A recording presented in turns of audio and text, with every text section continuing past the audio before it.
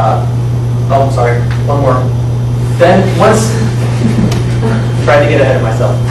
Once I have it goes through the algorithm, what's going to output is the reference trajectory in Cartesian coordinates, the first derivative and the second derivative. And from these three flight paths that it has chosen, I can go through and derive the ny and nz that are necessary in order to fly this flight path, this reference trajectory.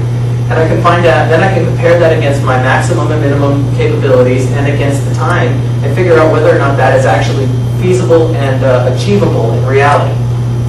And then, now we're going to get it going. What you can see is it's choosing a different time, and every time it optimizes a new intercept point. This is the flight path, the first derivative and the second derivative. All the way in the upper corner is the time to go, and you can see that it's choosing different times. It's basically running through a different optimization. What I have here, the red line represents the maximum capability of the missile, and that is based on altitude. Just as the atmosphere gets thinner, the missile is less capable of turning. So you can see that it decreases. And what has happened is this is ny and this is nz. And you can see before, you can see the control time histories were way out of the bounds. And so it rejected those particular paths. And it worked until it has an optimal path that's within the time histories allowable and actually minimizes the cost function.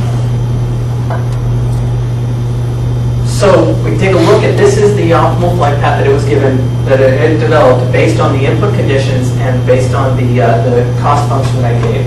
And you can see that here it actually is very, very close to 90 degrees. And it's hard to see on these particular charts because of the orientation of the missiles compared to the Cartesian coordinates. But in this one, it's fairly easy to see. But it is actually 90 degrees. So the question becomes whether or not it's optimal, and whether or not it actually is optimal. And what we see is that the cost function actually does decline, and rather rapidly. I might point out that the previous iteration of the movie took about 30 seconds to do the 60 or 70 iterations that it took.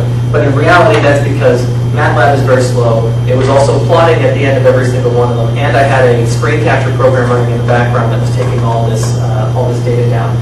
In reality, each one of those iterations is a fraction of a second. This whole thing took less than 5% of the entire flight path time. So it can be very quickly and very easily implemented on a missile, and then updated as time goes on. It can do this again and again. So it has the cost function minimizes, the penalty values go down to 0, which is necessary. If it violates the penalty conditions, then it's not going to be able to achieve this. The impact angle, if you can see the 90-degree line right here, it actually does get very close to 90 degrees. And then the time also gets optimized. So you can say that this definitely does optimize the flight path. So for future research, the next step of this is to implement a higher fidelity model.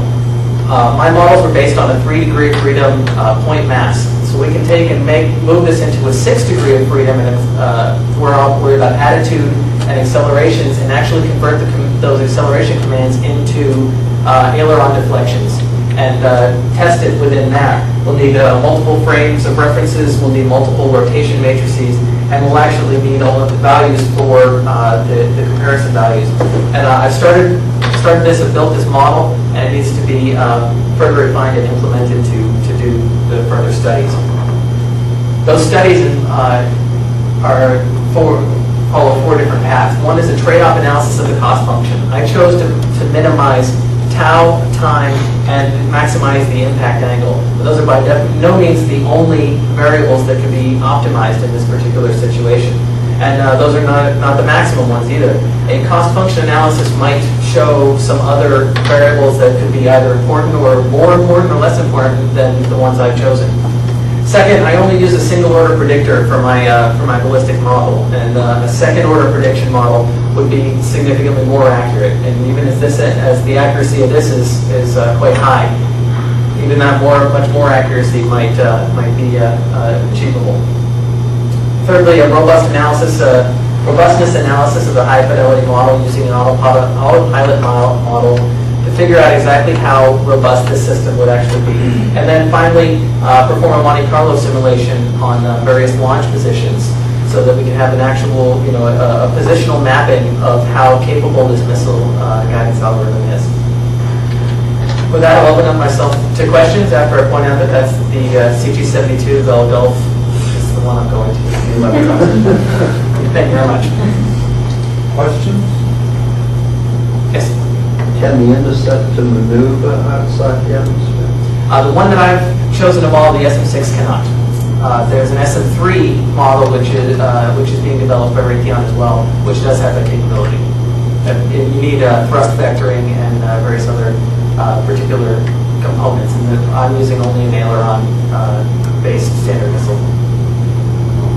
Looked like for a first order model there, it looked like wild work.